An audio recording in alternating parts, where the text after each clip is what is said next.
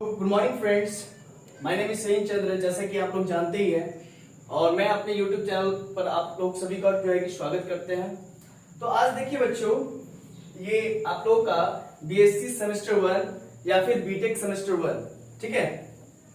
ये आप बुक देख रहे हैं, तो ये आप लोगों को सेमेस्टर 1 में पढ़ना है, मैथमेटिक्स ऑनर्स वालों लोग के लिए भी और जो लोग बीटेक कर रहे हैं उन लोगों के लिए भी। तो आप देख रहे हैं ये जो पेपर है ये 100 नंबर का रहता है, ये भी पेपर जो है कि 100 नंबर का रहता है। तो चलिए मैं अभी जो है कि इसको हम लोग जो है कि पेपर 1 कहते हैं और इसको हम लोग पेपर 2 कहते हैं। हम लोग पेपर 2 आज स्टार्ट करने जा रहे हैं, ठीक है। पेपर 2 आज हम लोग स्टार्ट करेंगे जैसा कि आप लोगों को दिखाया गया है यहाँ पर देखिए, और इसका इंट्रोडक्शन पार्ट आज स्टार्ट करेंगे। कैलकुलस आज पढ़ाएंगे आप लोगों को। पेपर 1 100 मार्क्स का रहेगा और पेपर 2, और ये जो है कि देखिए पेपर 1 या फिर पेपर 2 दोनों का दोनों जो है कि 100 मार्क्स का रहेगा। और अभी हम आप लोगों को पेपर 2 पढ़ा रहे हैं 100 मार्क्स के लिए। अलजेब्रा जो है कि आप लोगों का जो है कि 100 मार्क्स का रहेगा। अभी आप देख रहे हैं अलजेब्रा में जो है कि हम लोग सबसे पहले ट्रिगोनोमेट्री पढ़ने जा रहे हैं। और यहाँ पर आप देखिए सबसे पहले मैं इंट्रोडक्शन दूंगा आप लोगों का कि कॉम्प्लेक्स नंबर जो होता है, कॉम्प्लेक्स नंबर को हम लोग x प्लस आयोटा y में रिप्रेजेंट करते हैं। किसी भी कॉम्प्लेक्स नंबर को हम लोग x प्लस आयोटा y के फॉर्मेट में रिप्रेजेंट करते हैं। तो सबसे पहले आप कंपेयर कीजिए cos theta plus i sin theta to the power n। देखिए ये जो आप देख रहे हैं ना cos theta plus i sin theta whole to the power n, मैं जरा यहाँ पर इसको समझा देता हूँ। इसको डी मॉर्गन थ्योरम की मदद से इसको प्रूव भी करेंगे हम लोग, ठीक है ना। cos theta plus i sin theta to the power whole का पावर n, तो इसको हम लोग बाद में प्रूव करेंगे कि cos n theta plus i sin n theta, मतलब जो n है वो थीटा में मल्टीप्लाई हो जाता है। ये जो n है वो थीटा में मल्टीप्लाई हो जाता है, ठीक है। तो मैं जरा बोलता हूं आप लोगों को, ये जो कॉम्प्लेक्स नंबर है x plus iota y, x के जगह पर आपका क्या है cos थीटा है और y के जगह पर क्या है आपका sin थीटा है। जरा इसको कंपेयर कीजिए, और ये cosn theta plus i sin n theta हो गया। ये कैसे हुआ? तो डी मॉर्गन थ्योरम की मदद से हुआ, जो कि मैं अगले लेक्चर्स में आप लोगों को दूंगा। तो आप देख रहे हैं दोस्तों कि cos theta plus i sin theta to the whole to the power n है, ये एंगल में मल्टीप्लाई हो गया। जरा इसको कंपेयर कीजिए कि x और यहाँ पर cos n थीटा है, तो x के जगह पर cos n थीटा है और y के प्लेस पर क्या है sin n थीटा है, ठीक है। अब आज जो है कि इंट्रोडक्शन आप लोगों को पढ़ाएंगे। क्या है इंट्रोडक्शन में? A number of the form z equal to x plus iota y। A number of the form z equal to x plus iota y, कोई भी नंबर हो सकता है, ठीक है। अगर वो नंबर इस फॉर्मेट में है x प्लस आयोटा y, जो है कि आज बेसिक्स क्लास चलेगा, कुछ ज्यादा एडवांस नहीं पढ़ाएंगे। आप लोग का बेसिक्स जो होता है ना वो इंपॉर्टेंट करेंगे, वो जो है कि ज्यादा मजबूत करेंगे। मतलब कि आज जो है कि फाउंडेशन क्लास एक तरह से कह सकते हैं कि ये फाउंडेशन क्लास है आप लोगों के लिए। फाउंडेशन क्लास एकदम न्यू आप लोग रखने जा रहे हैं अलजेब्रा पढ़ाने के लिए, ट्रिग्नोमेट्री पढ़ाने के लिए, ठीक है।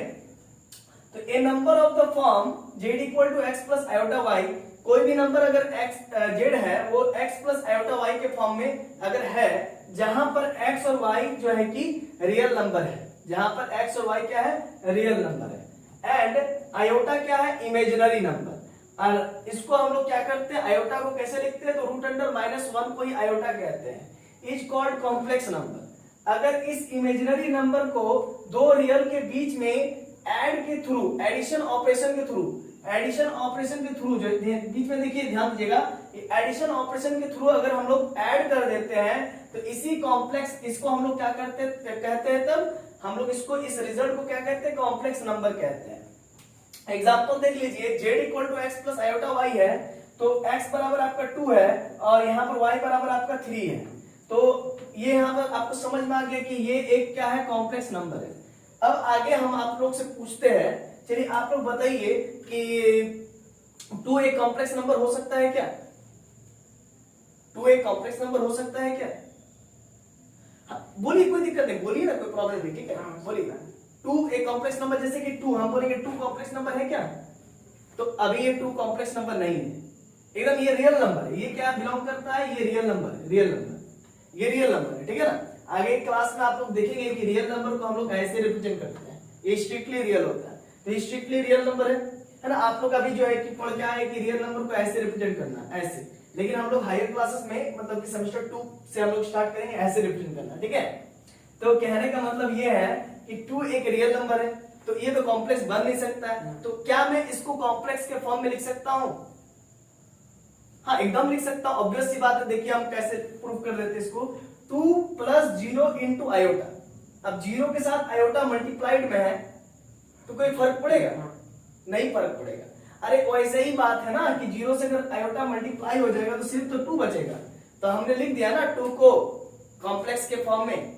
तो ठीक इसी प्रकार से जैसे आप समझिए कि 0 यहां पर रहे या ना रहे कोई फर्क नहीं पड़ता है, ठीक उसी प्रकार से जब पापड़ जो है कि भात में मिल जाता है, जब पापड़ भात में मिल जाता है तो उसको खाओ या ना खाओ बात सेम होता है, समझ रहे हैं ना?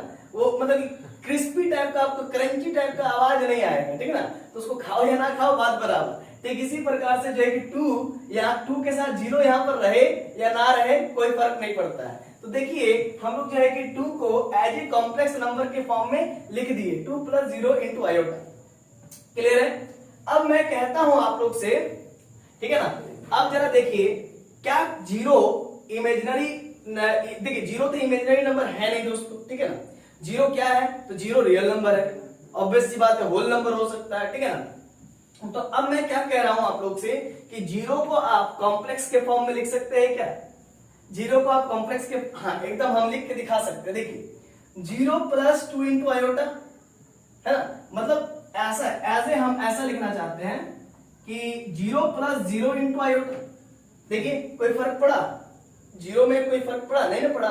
हाँ, अगर आप चाहते हैं तो 2 × आयोटा में लिख सकते हैं, लेकिन फिर क्या होगा कि 0 पर तो एक एक्स्ट्रा नंबर बढ़ गया ना, तो 0 चाहता है कि हम ऐसे ही रहे, ठीक ना? 0 चाहता है हम ऐसे ही रहे, तो मतलब 0 को हम कॉम्प्लेक्स के फॉर्म में लिखे और उसमें कोई प्रभाव ना पड़े, कोई इफेक्ट ना पड़े, तो फिर यहाँ पर आपका क्या कर दीजिए? 0 कर दीजिए, ठीक है ना? चलिए इतना क्लियर है।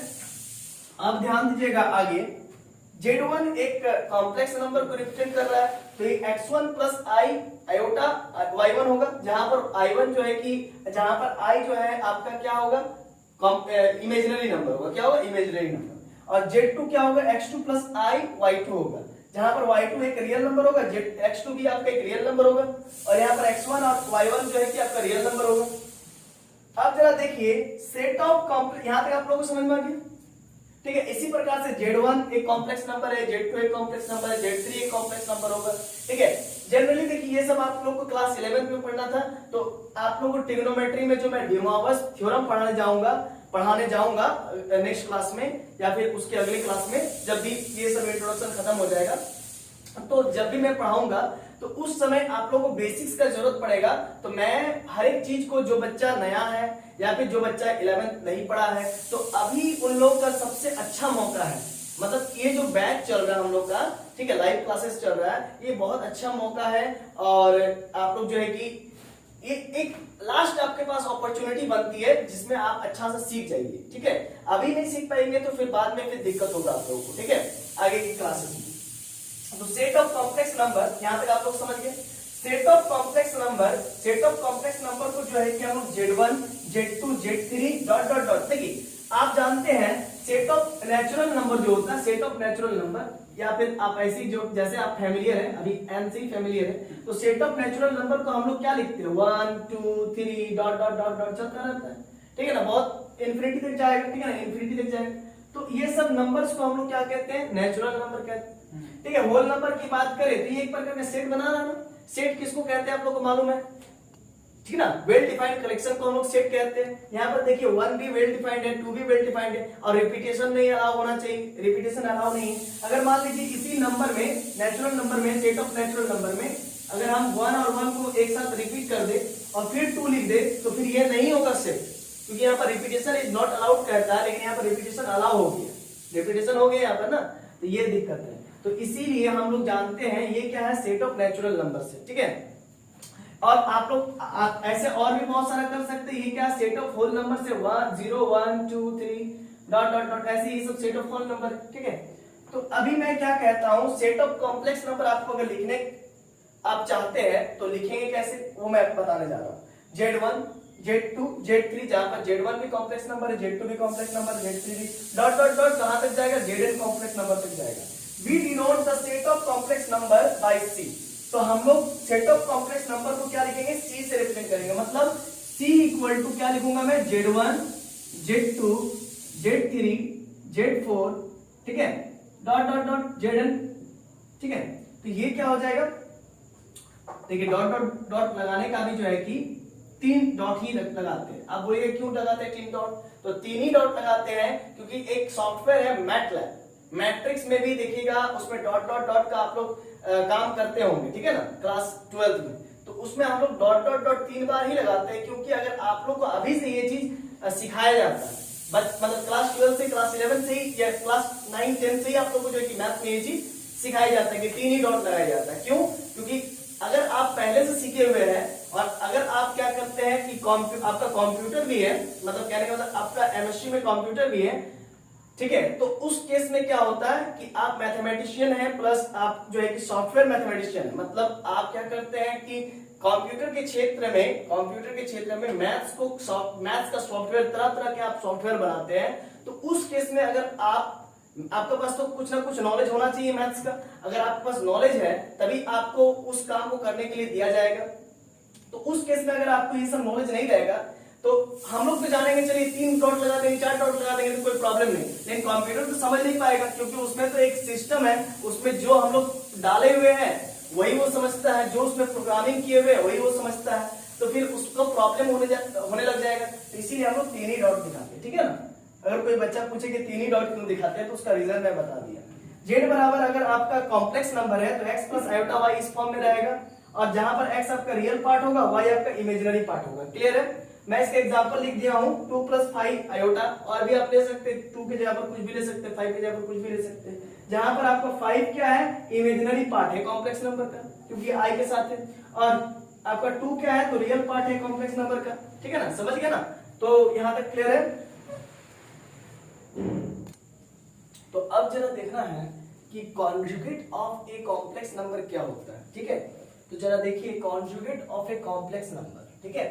तो मान के चलते हैं कि लेट z बराबर x प्लस आयोटा y है, b ए कॉम्प्लेक्स नंबर, ये एक complex number, then its conjugate is denoted by z का पावर बार, मतलब z के ऊपर में बार से रिप्रेजेंट करते हैं, z के ऊपर में बार लगा देते हैं।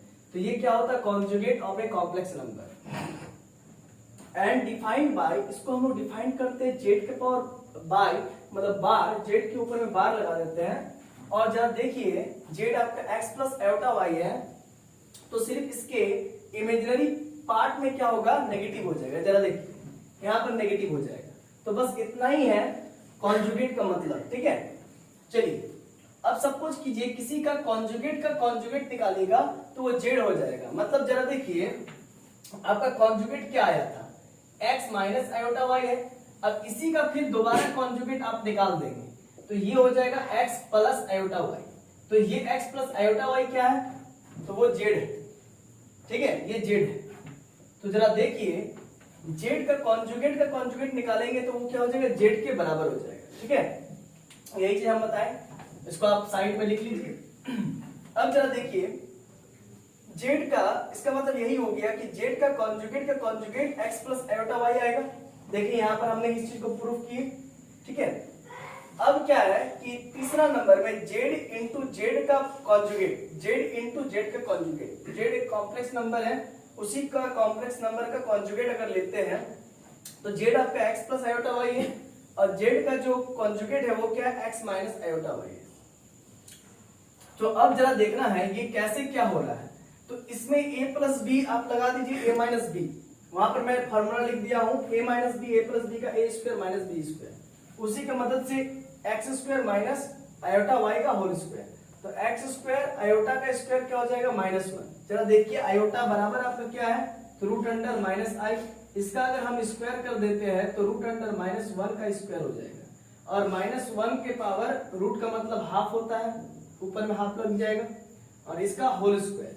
तो जरा देखिए -1 के पावर 2/2 हो जाएगा, तो 2 से 2 कैंसिल हो जाएगा तो बचेगा -1, -1 के पावर 1 बचेगा तो -1 रिजल्ट आएगा।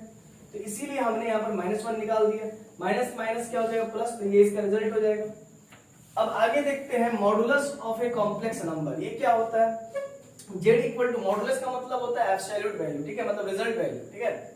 अब जरा देखिए ये कैसे होता है, यहाँ पर ध्यान दीजिएगा, ये आपका एक्स एक्सिस है, ये आपका वाई एक्सिस है, ठीक है। यहां से लेकर के यहां तक आपका जो है कि मान लेते हैं कि एक्स डिस्टेंस आपने चला, एक्स डिस्टेंस, और ये रियल एक्सिस होता है, ये रियल एक्सिस, इसको हम लोग कहते हैं रियल एक्सिस, रियल एक्सिस। और ये जो चीज है ये इसको कहते हैं इमेजिनरी एक्सिस, इसको क्या कहते हैं, इमेजिनरी, आप लिख लीजिएगा इमेजिनरी, मैं लिख देता हूं बढ़िया से, इमेजिनरी एक्सिस, इसको इमेजिनरी एक्सिस कहते हैं, वाई एक्सिस को। अब जरा देखिए, आप जैसे कि इस पॉइंट पर आप पहुंचना चाहते हैं, ठीक है, इस पॉइंट पर आप चाहते हैं पहुंचना, तो पहले आप एक्स एक्सिस में चलिएगा और फिर इस एक्सिस पर आप पूरा डिस्टेंस को कवर कीजिएगा, तो ये आयोटा वाई डिस्टेंस हो जाएगा आपका, और ये एक्स एक्सिस का डिस्टेंस यहां से लेकर के यहां तक। अब ये आपका triangle law of vector addition आप जानते होंगे, तो यहां पर भी एक प्रकार का वेक्टर ही है ये। अब जरा देखिए, मतलब ये इसका हेड हो, ये इसका क्या हो गया, टेल हो गया, ये इसका हेड हो गया, और फिर ये इसका टेल और ये हेड, तो रिजल्ट क्या होगा, ये टेल और ये हेड, ये रिजल्टेड हो जाएगा। यहाँ पर पाइथागोरस थ्योरम लगा सकते हैं, जरा देखिए, हम यहाँ पर पाइथागोरस थ्योरम लगा देते हैं।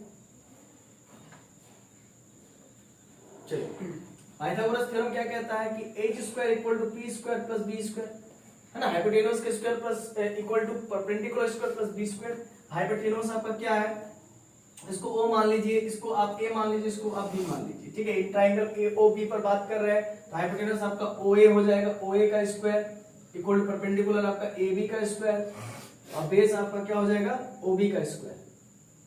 तो अब जरा देखिए, OA आपका क्या है, OA आपका आप मान लेते हैं यहां से यहां तक, आप जो है कि ये जो चीज है इसको हम Z मान लेते हैं, ठीक है, Z मान लेते हैं, तो Z का आप क्या निकालेंगे, रिजल्टेंट निकालिएगा, तो मॉडुलस ऑफ Z का आप स्क्वायर निकाल रहे हैं, तो ये आपका AB जो है वो हो जाएगा एक्स स्क्वायर, प्लस ये आपको OB जो है ये क्या हो जाएगा, ध्यान दीजिएगा, जब भी हम लोग मॉडुलस रिजल्टेंट निकालते हैं तो उस केस में हम लोग सिर्फ y और x को लेते हैं, ठीक है ना, तो OB क्या हो जाएगा आपका y स्क्वायर हो जाएगा। तो अब मॉडुलस ऑफ Z का जो स्क्वायर इधर आ जाएगा, तो ये हो जाएगा root over x square plus y square. तो ये मॉडुलस क्या बताता है, मैग्नीट्यूड को रिप्रेजेंट करता है, मॉडुलस क्या रिप्रेजेंट करता है, मैग्नीट्यूड को रिप्रेजेंट करता है, ठीक है ना, मतलब ये स्केलर क्वांटिटी को रिप्रेजेंट करता है, ठीक है। अब जरा देखिए, उसी चीज को मैं यहाँ पर लिखा हूं कि z बराबर x प्लस आयोटा y है, तो मॉडुलस ऑफ z बराबर x square plus y square root over होगा, ठीक है। और आप देख लीजिए, इसका अगर स्क्वायर करेंगे, मॉडुलस का अगर स्क्वायर करेंगे तो इसमें से रूट हट जाएगा, आप देखिए इसमें से रूट हट जाएगा, कैसे रूट हट जाएगा, जरा मैं इधर बता देता हूं। अगर आप इसको स्क्वायर कीजिएगा, सपोज कीजिए मैं इसको स्क्वायर कर रहा हूं, तो इसको मैं स्क्वायर करूंगा तो x square plus y square के पावर हाफ का होल स्क्वायर, दो से दो कैंसिल हो जाएगा, तो बचेगा क्या, x square plus y square. तो जरा देखिए, यहाँ पर मैंने वैसे ही लिखा हूं कि मॉडुलस ऑफ z का होल स्क्वायर आपका x square plus y square होगा, इक्वेशन नंबर 1, ठीक है। मैं इसको इरेज कर देता हूं। चलिए, तो आगे देखिए 2 number, z into conjugate of z क्या होगा, x square plus y square. देखिए इस चीज को यहाँ पर मैंने प्रूफ किया हो, इस जगह पर मैंने किया है। अब तो z इंटू जेड का जो कॉन्जुगेट आ रहा है, x square plus y square आपका क्या है, मॉडुलस ऑफ z का स्क्वायर। तो क्या मैं इस जगह पर मॉडुलस ऑफ z का स्क्वायर लिख सकता हूं, क्यों बोलिए, तो ये चीज आपका क्या है कि x square plus y square आ रहा है, और x square plus y square आपका क्या है, मॉडुलस ऑफ z का स्क्वायर। तो इसीलिए मैंने इसको यहाँ पर रख दिया। और मैं कैसे इसको लिख पाया हूं, तो फ्रॉम इक्वेशन 1 यहां से मैंने लिखा।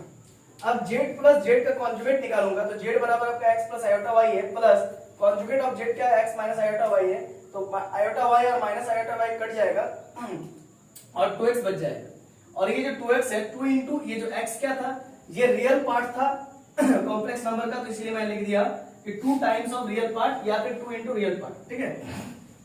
अब z इक्वल टू आपका क्या है, minus infinity dot dot dot minus 2 minus 1 0 1 2 ये माइनस इंफिनिटी, सॉरी इधर आपका क्या हो जाएगा, प्लस इंफिनिटी, ठीक है। और z प्लस क्या है आपका, set of all positive integers को रिप्रेजेंट करता है, मतलब ये यहां से यहां तक ही रिप्रेजेंट कर पाएगा। और जेड माइनस जो है कि वो सेट ऑफ ऑल नेगेटिव को रिप्रेजेंट करेगा, वो सिर्फ जी, तो फिर वो कहां से कहां तक रिप्रेजेंट करेगा, ध्यान दीजिएगा, वो -1 से लेकर के यहाँ तक जो है रिप्रेजेंट करेगा, ठीक है ना। जीरो को हम लोग पॉजिटिव इंटीजर कंसीडर करते हैं, और जेड जो होगा ये टोटल इंटीजर को रिप्रेजेंट करेगा। जीरो देखिए ये स्टैंडर्ड तरीका है, मतलब ऐसे भी आप रिप्रेजेंट करते थे बचपन में, ठीक है, क्लास 9 10th में, है ना, लेकिन आप लोग का स्टैंडर्ड थोड़ा सा हाई हो गया, इसीलिए आप लोग मतलब कि जो होल इंटीजर्स, टोटल इंटीजर्स को आप कैसे रिप्रेजेंट करेंगे, तो 0 प्लस -1 प्लस भी होता है माइनस भी होता है, plus -2 plus -3 dot dot dot plus minus infinity. तो चलिए यहां तक, अब आगे बताता हूं। तो अभी देखिए आगे है आर्गन डायग्राम, ये अभी मैं समझाने जा रहा हूं। आर्गन डायग्राम क्या होता है, पोलर रिप्रेजेंटेशन। आर्गन डायग्राम में हम लोग क्या करते हैं, कॉम्प्लेक्स नंबर को पोलर रिप्रेजेंट करते हैं, पोलरली रिप्रेजेंट करते हैं। ये क्या है देखिए, मैं लिखा हूं polar representation of complex number को। पोलर रिप्रेजेंटेशन मतलब कि किसी भी कॉम्प्लेक्स नंबर को पोलरली रिप्रेजेंट करने के लिए आर्गन डायग्राम का हम लोग मदद लेते हैं। तो देखिए ध्यान से, there are two geometric representation, तो दो ज्योमेट्रिक रिप्रेजेंटेशन होता है, ठीक है, कॉम्प्लेक्स नंबर को रिप्रेजेंट करने के लिए of the complex number z equal to x plus iota y। मतलब ये जो कॉम्प्लेक्स नंबर है इसको हम लोग आर्गन डायग्राम के मदद से पोलरली रिप्रेजेंट कर सकते हैं। पोलरली रिप्रेजेंट करने का मतलब ये होता है कि ट्रिग्नोमेट्रिकल फंक्शन में जो है कि x और y को रिप्रेजेंट करना, या फिर आप कह सकते हैं कोई भी एक complex number z equal to x plus iota y है, इसको आप जो है कि पोलरली रिप्रेजेंट कर सकते हैं। कैसे कर सकते हैं, तो अगर देखिए पोलरली रिप्रेजेंट करने का मतलब ये होता है ना दोस्तों, ध्यान से देखिएगा, कोई एक पॉइंट है, मान लीजिए वो x और y से रिप्रेजेंट हो रहा है, तो ये पोलरली रिप्रेजेंट नहीं हुआ है, ठीक है, ये कोऑर्डिनेट से रिप्रेजेंट किया है। क्या किया हम लोग, कोऑर्डिनेट से रिप्रेजेंट किए। अगर पोलरली रिप्रेजेंट करना है तो हम लोग क्या करते हैं, r, थीटा से रिप्रेजेंट करते हैं। ये क्या मैं बता रहा हूं, ध्यान से देखिएगा, ये यहां से लेकर के यहां तक का जो डिस्टेंस है ये r डिस्टेंस है, और ये कुछ ना कुछ ये एंगल बना रहा होगा, ये थीटा मान लीजिए एंगल बना रहा होगा। तो यहाँ पर r का जो डिस्टेंस है मान लेते हैं 2, और ये जो थीटा है मान लेते हैं 30 डिग्री। तो ये ऐसा रिप्रेजेंट करने का जो तरीका होता है ना, इसको हम लोग पोलरली रिप्रेजेंटेशन कहते हैं। लेकिन डायरेक्ट हम ऐसा नहीं लिखेंगे, ठीक है, जरा देखिए कैसा लिखेंगे। इसको पहले मैं जो है कि इरेज कर देता हूं, आप लोग ध्यान से देखिएगा। देखिए किसी भी कॉम्प्लेक्स नंबर को जो कि z equal to x plus iota y के फॉर्म में रहे, उसको अगर हम लोग पोलरली रिप्रेजेंट करना चाहते हैं तो उसके लिए हम लोग को आर्गन डायग्राम का मदद लेना पड़ेगा। जिस डायग्राम में हम लोग x प्लस आयोटा y को रिप्रेजेंट करते हैं, उसी डायग्राम को जो है कि हम लोग आर्गन डायग्राम कहते हैं। ये जो अभी हमने डायग्राम बनाया था, इसी डायग्राम को आर्गन डायग्राम कहते हैं, ठीक है। और अगर मान लीजिए सिर्फ x और y पर अगर हम बात करें, सपोज करो ये x एक्सिस है और ये y एक्सिस है, तब इसको हम लोग कार्टेशियन कोऑर्डिनेट कहते हैं। क्या कहते हैं, कार्टेशियन कोऑर्डिनेट। और अगर मान लीजिए r थीटा पर बात करेंगे, ये फिर नहीं रहेगा, ये फिर नहीं रहेगा, ठीक है, तो फिर हम कहेंगे ये क्या है, मेरा कौन सा जो है कि डायग्राम है, ये तब कहेंगे आर्गन डायग्राम है, ठीक है ना। अब देखिए पहला number, as the point p x y, मान लीजिए ये जो पॉइंट है, ध्यान दीजिएगा, ये अगर कोई पॉइंट है P, इसको हम लोग x, y से रिप्रेजेंट कर रहे हैं, इसके कोऑर्डिनेट्स वो है x, y in the xy plane. तो हम लोग को ये जो है कि xy प्लेन, ठीक है, तो कहने का मतलब किसी भी कॉम्प्लेक्स नंबर को या तो फिर हम लोग कार्टेशियन कोऑर्डिनेट सिस्टम की मदद से लिखेंगे, या फिर कार्टेशियन सिस्टम की मदद से उसको रिप्रेजेंट करेंगे। तो ये जो है कि आपका जो है कि x और y को रिप्रेजेंट करने का तरीका, मतलब कि कॉम्प्लेक्स नंबर को xy प्लेन पर रिप्रेजेंट करने का तरीका है। ये देखिए आपका कॉम्प्लेक्स नंबर है, कॉम्प्लेक्स नंबर को जो है कि xy प्लेन पर, ये xy प्लेन है, ये जो प्लेन है ये xy प्लेन है, ये प्लेन xy प्लेन है। तो xy प्लेन पर आप जो है कि कॉम्प्लेक्स नंबर को ज्योमेट्रिकली रिप्रेजेंट कर सकते हैं। सपोज कीजिए आपका जो है कि आपका जो कॉम्प्लेक्स नंबर है, सपोज कीजिए ये जो पॉइंट है, x का वैल्यू 2 है, यहाँ पर 3 है। तो मैंने क्या कहा, आप समझिएगा कि आप जो है कि P जो है point x, y in the xy plane, आप xy प्लेन पर रिप्रेजेंट कर सकते हैं, ये कार्टेशियन प्लेन है, ठीक है ना। अब जरा देखिए, as the vector OP, suppose कीजिए अगर आपको कोई वेक्टर OP को रिप्रेजेंट करना है, तो फिर आप क्या कीजिएगा, देखिए ये पॉइंट आपका P है और ये ओरिजिन है, ठीक है ना। तो ओरिजिन से आप P पॉइंट तक एक लाइन ड्रॉ कीजिएगा ये वेक्टर के जैसा, ठीक है। और ये जो आपका होगा ये ओपी वेक्टर होगा, ठीक है ना, ये ओपी वेक्टर है। लेकिन अगर आप इसका मॉडुलस निकालना चाहेंगे तो इससे आपको जो है कि डायरेक्शन को हटाना पड़ेगा। अब मॉडुलस निकालने के लिए हम लोग क्या करते हैं, ऐसा करते हैं। और इसमें अगर मान लीजिए यहां से लेकर के यहां तक का जो डिस्टेंस है, ये देखिए यहां से यहां तक ये x वेक्टर है और ये y वेक्टर है, आप समझ लीजिए, ऐसा समझ लीजिए। अगर आप इसको अगर निकालना चाहेंगे, ओपी वेक्टर को निकालना चाहेंगे, ओपी वेक्टर का मॉडुलस निकालना चाहेंगे, तो इस वेक्टर का अगर आप क्या इसको आप क्या कीजिएगा, स्क्वायर करेंगे। जब स्क्वायर करेंगे तो इससे डायरेक्शन हट जाएगा, तो सिर्फ एक्स स्क्वायर होगा प्लस वाई स्क्वायर होगा, ठीक है। समझ में आ रहा है हम क्या बताना चाह रहे हैं। तो ये जो चीज है ये आपका वेक्टर नोटेशन है, vector OP from the origin to P. ये ओरिजिन से पी की ओर बता रहा है कि ओरिजिन से पी की ओर वेक्टर है। समझ रहे हैं कि नहीं समझ रहे हैं। अब जरा देखिए इन ईच रिप्रेजेंटेशन हमने दिखाया कि हम लोग किसी भी कार्टेशियन कोऑर्डिनेट में वेक्टर को भी रिप्रेजेंट कर सकते हैं और कार्टेशियन पॉइंट कोऑर्डिनेट पॉइंट्स को भी रिप्रेजेंट कर सकते हैं। हमने अभी दिखाया क्या कि किसी भी कार्टेशियन प्लेन पर कोऑर्डिनेट पॉइंट्स को भी रिप्रेजेंट कर सकते हैं और वेक्टर को भी रिप्रेजेंट कर सकते हैं, जो कि आप पहले से भी जानते थे। तो वही बात कह रहे हैं कि किसी भी कॉम्प्लेक्स नंबर को हम लोग आर्गन डायग्राम में, ये सब आर्गन डायग्राम कहलाता है, ठीक है ना। इन आर्गन डायग्राम्स में हम जो है कि किसी भी कॉम्प्लेक्स नंबर को रिप्रेजेंट कर सकते हैं।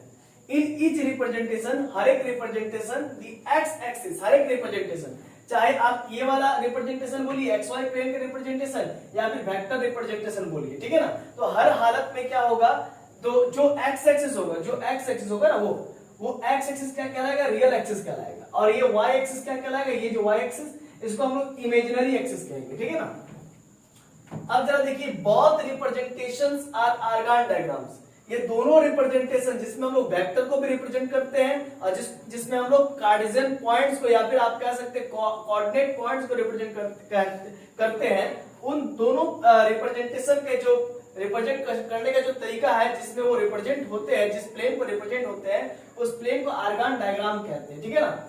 और किसके लिए, तो भाई x प्लस आयोटा y के लिए, ठीक है ना।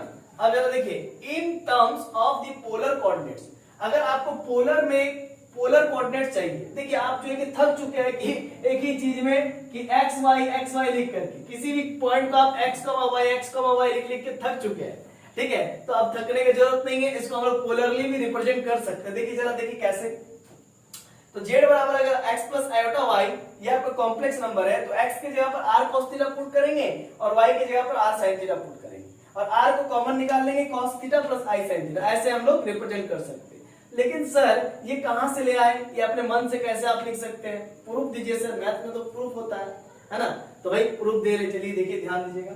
We define the absolute value और modulus value of a complex number. देखिए ध्यान दीजिएगा, इसके लिए पहले ये आपको जानना पड़ेगा। हम लोग जो है कि डिफाइन करते हैं एब्सोल्यूट वैल्यू या फिर मॉडुलस वैल्यू। मॉडुलस वैल्यू बोलिए या फिर एब्सोल्यूट वैल्यू बोलिए, दोनों का दोनों बात सेम है, ठीक है, क्योंकि ये हमेशा पॉजिटिव वैल्यू को बताता है, नेगेटिव को बताता नहीं है, ठीक है। क्योंकि रूट के अंदर में से अगर रूट के अंदर अगर नेगेटिव फंस जाएगा तो फिर वो इमेजिनरी हो जाएगा, इसीलिए ये हमेशा जो है कि एब्सोल्यूट वैल्यू को बताता है और मॉडुलस वैल्यू को बताता है किसी भी कॉम्प्लेक्स नंबर के लिए। मैं क्या बताना चाहा, देखिए मॉडुलस में हम लोग जनरली रूट का हम लोग स्क्वायर निकालते हैं, अंदर में x square plus y square करते हैं, तो अंदर में नेगेटिव नहीं आ सकता, अंदर में नेगेटिव आएगा तो क्या होगा, इमेजिनरी बन जाएगा। इसीलिए मैंने कहा we define the absolute value और modulus value of a complex number. किसी भी कॉम्प्लेक्स नंबर का जो एब्सोल्यूट वैल्यू होता है या फिर मॉडुलस वैल्यू होता है वो किसका होगा, तो z equal to x plus iota y का होगा। तो टू बी लेंथ इसका जो मॉडुलस वैल्यू होगा ना, इसका जो मॉडुलस वैल्यू होगा मतलब ऐसा कुछ x square plus y square, ये मॉडुलस वैल्यू है किसका, तो मॉड z का, ठीक है ना। मॉड z का मॉडुलस वैल्यू है ये चीज x square plus y square. तो इसका जो होगा टू बी लेंथ, ये क्या बताएगा, लेंथ ऑफ r, ये r क्या बताएगा, ये लेंथ बताएगा, ये लेंथ OP का लेंथ बताएगा। ए वेक्टर OP, जो वेक्टर OP है ना भाई मेरे, ये देखो ये OP वेक्टर जो है ये इसी का लेंथ बताएगा r, ठीक है ना, इसी का लेंथ बताएगा ये r। तो फ्रॉम दी ओरिजिन कहां से बताएगा, तो ओरिजिन से बताएगा। जरा देखिए यहां से ओरिजिन से बताएगा OP, O to P x, y point है, O टू P जहां पर P का पॉइंट है कि x, y है, which is denoted by, हम लोग इसको डिनोट करते हैं by r से। इसको हम लोग कहां से किससे रिप्रेजेंट करते हैं, इसका लेंथ को, OP का लेंथ को, OP वेक्टर का जो लेंथ है ना भाई मेरे, OP वेक्टर का जो लेंथ है उसको हम लोग r से रिप्रेजेंट करते हैं, ठीक है। तो r बराबर क्या होगा, मॉड z मतलब क्या होगा, तो z क्या था, x प्लस आयोटा y, इसका मॉड होगा, इसका मॉड मतलब root over x square plus y square होगा। चलिए आगे देखते हैं मैं यहाँ पर जो लिखा हूँ x की जगह पर r cos थीटा और y की जगह पर r sin थीटा कहां से आया है, जरा देखिए, इसको प्रूफ मैं कर रहा हूँ। ये आपका y एक्सिस है, ये आपका x एक्सिस, ठीक है। यहां से यहां तक आपने x डिस्टेंस तक चला है, यहां से लेकर के यहां तक आपने x डिस्टेंस तक चला है, यहां से लेकर के आपने वर्टिकल लाइन पर जो है कि y एक्सिस तक चला है, तो ये पॉइंट आपका pxy होगा, यहां तक तो मानते हो। और देखो जरा, यहां से आप एंटी क्लॉकवाइज डायरेक्शन में जा रहे हो, तो एंटी क्लॉकवाइज डायरेक्शन में थीटा हमेशा क्या होता है, पॉजिटिव होता है। आपको मालूम है घड़ी के विपरीत दिशा में जो एंगल बनता है वो क्या होता है, पॉजिटिव बनता है, और घड़ी के दिशा में क्या होता है, नेगेटिव होता है। तो यहाँ पर क्या होगा, पॉजिटिव एंगल बन रहा है। और ये r जो है, ये r OP वेक्टर का लेंथ को बता रहा है, ये जो r है ये OP वेक्टर का लेंथ को बता रहा है। जनरली हम लोग क्या कह सकते हैं, OP का आप जो है कि यहाँ पर मॉडुलस निकाल रहे हैं और वो ये r है, ठीक है ना, वो ये r है, ठीक है ना। और इसमें से डायरेक्शन नहीं है। चलिए देखिए प्रूफ करते हैं। cos थीटा बराबर क्या होता है, b/h, ये तो मानते हैं। तो b क्या है, इस ट्रायंगल OP, इसका नाम दे देते हैं a। तो OPA में जो है कि आपका हम निकालने जा रहे हैं, तो cos थीटा इक्वल टू क्या होता है, b/h होता है। तो b का वैल्यू क्या है, यहां से आता है OA, तो OA बोले तो x, तो x रख दिए, और h मतलब हाइपोटेनस, ये क्या है आपका r है, हाइपोटेनस मतलब कर्व, यहाँ पर r रख दिए। अब ये x यहाँ पर आ गया, ये r डिवाइड में है, ये मल्टीप्लाई में आ जाएगा, तो r cos theta equal to x हो गया, तो x equal to r cos theta, ये इक्वेशन 1 हो गया। अब जरा देखिए sin थीटा बराबर क्या होगा, p/h परपेंडिकुलर बाय हाइपोटेनस। तो p क्या है आपका y है, जरा देखिए p क्या y है, और ये हाइपोटेनस क्या है r, देखिए हर हालत में r हो रहा है, तो यहाँ पर r लिख दिए, तो यहाँ पर y की जगह पर क्या हो गया, r sin थीटा। तो y equal to r sin theta, ये इक्वेशन 2 और ये इक्वेशन 1। तो फ्रॉम इक्वेशन 1 एंड 2 हम यहाँ पर लिख सकते हैं, फ्रॉम इक्वेशन 1 एंड 2, दोनों में से हम लोग मिला के लिख सकते हैं। z बराबर आप x प्लस आयोटा y लिखे थे, तो x की जगह पर आप r cos थीटा, यहाँ पर प्रूफ हो गया, तो x की जगह पर आपने प्रूफ कर दिया, r cos थीटा वहां पर रख दीजिए, और y की जगह पर आपने प्रूफ कर दिया। देखिए जरा यहाँ, या फिर आप यहाँ पर भी देख सकते हैं, x equal to r cos theta, यहाँ पर r cos थीटा x की जगह पर रख दिए, और y बराबर आपका r sin थीटा है, तो r sin थीटा आपने वहां पर रख दिया, और यहाँ पर r कॉमन ले लीजिए, ठीक है। और r जो ये डिस्टेंस होगा, जब मान लीजिए ये डिस्टेंस 1 यूनिट होगा, तो यहाँ पर 1 मल्टीप्लाई कर देंगे। अगर मान लीजिए ये जो डिस्टेंस है, मान लीजिए कि r बराबर आपका √2 आ गया, सपोज कीजिए, तो यहाँ पर √2 रख देंगे, ठीक है। तो अकॉर्डिंग टू क्वेश्चन आपको दिया रहेगा, समझ रहे हैं। तो आज हमने बताया है कि polar representation of complex number क्या होता है, ठीक है। इसके बाद मैंने दिखाया इसको कैसे प्रूफ कर सकते हैं, पोलरली किसी भी कोऑर्डिनेट्स को कैसे हम लोग रिप्रेजेंट कर सकते हैं, ये सब चीज, ठीक है। और एकदम बेसिस क्लास आज हुआ था, इंट्रोडक्शन से एकदम शुरू से, ठीक है, कि कॉम्प्लेक्स नंबर होता क्या है, और कॉम्प्लेक्स नंबर का सेट ऑफ कॉम्प्लेक्स नंबर को कैसे रिप्रेजेंट करते हैं, ठीक है। इसके बाद आपको बताया कि कॉन्जुगेट कॉम्प्लेक्स नंबर क्या होता है। तो बहुत सारी चीजों के बारे में आज हम लोग डिस्कस किए हैं। तो अगर आपको पसंद आ रहा है वीडियो तो आप वॉच कीजिए, अपने दोस्तों को शेयर कीजिए, अगर अच्छा लगे तो कमेंट और लाइक और सब्सक्राइब जरूर कीजिए। अगर आप लाइक और सब्सक्राइब करते हैं तो क्या होता है कि हमारा मनोबल और बढ़ेगा, और आप लोगों के लिए हम लोग को एक साहस क्रिएट होगा कि चलो भाई बच्चा लोग इतना लाइक किया, इतना सपोर्ट किया, तो फिर और भी वीडियोस बनाया जाए। तो आप चिंता मत कीजिए, हमारा यहाँ पर जो वीडियो है ना, ये कंटिन्यूअस चला आएगा, कंटिन्यूअस रहेगा। अगर कोई प्रॉब्लम होगा तो आप हमें कांटेक्ट कर सकते हैं। हमारा जो नंबर मैं लिख देता हूँ यहाँ पर 9693967379। तो यहाँ पर आप जो है कि कॉल करके, ये व्हाट्सएप नंबर भी है, ठीक है, इस पे जो है कि कॉल करके आप डाउट को क्लियर कर सकते हैं, ठीक है। धन्यवाद वीडियो को देखने।